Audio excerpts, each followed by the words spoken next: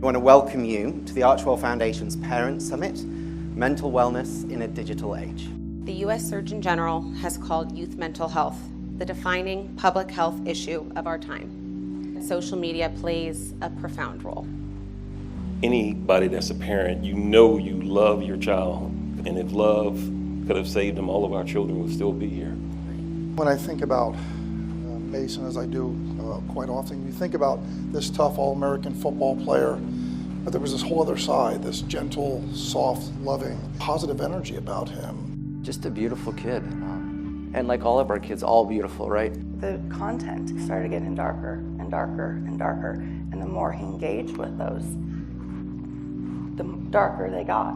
People were sending her unwanted messages through social media apps and stuff like that, literally 24/7.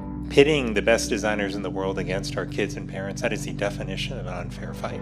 And that's what we find ourselves contending with. The good news is there is a lot that we can do. When the car was first invented, there wasn't a seatbelt. And what happened? People started to get hurt. People started to die. So you started to change the car. We need to get out of this idea that, young kids, there's something wrong with them. It's the world that we're allowing to be created around them. Please stop sending children content that you wouldn't want your own children to see. Everyone now is affected by the online world and social media. There is an entry point that's positive in creating community, but we all just want to feel safe. Even in our deepest and darkest moments, and sometimes especially in those moments, we can help each other heal.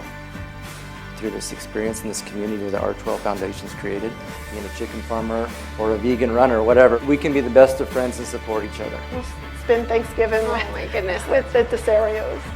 So we find new memories. It's not just the sorrow. It's about sharing life events that are positive.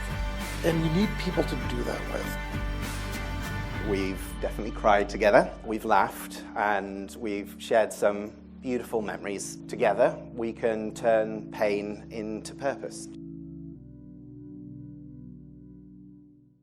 Industry-leading tools to find harmful content, make money, take it off the services, to make money, and to build tools that empower parents. So you didn't take any action. You didn't take any action. You didn't fire anybody. You haven't compensated a single victim. Let me ask you this. Let me ask you this. There's families of victims here today. Have you apologized to the victims? Would you like to do so now? Well, they're here. You're on national television. Would you like now to apologize to the victims who have been harmed by your product? Show them the pictures. Would you like to apologize for what you've done to these good people? I'm sorry for everything that you've all been through. It's incredible. No one should have to go through the things that your families have suffered. And this is why we invested so much and are going to continue doing industry-leading efforts to make sure that no one has to go through the types of things that your families have had to suffer.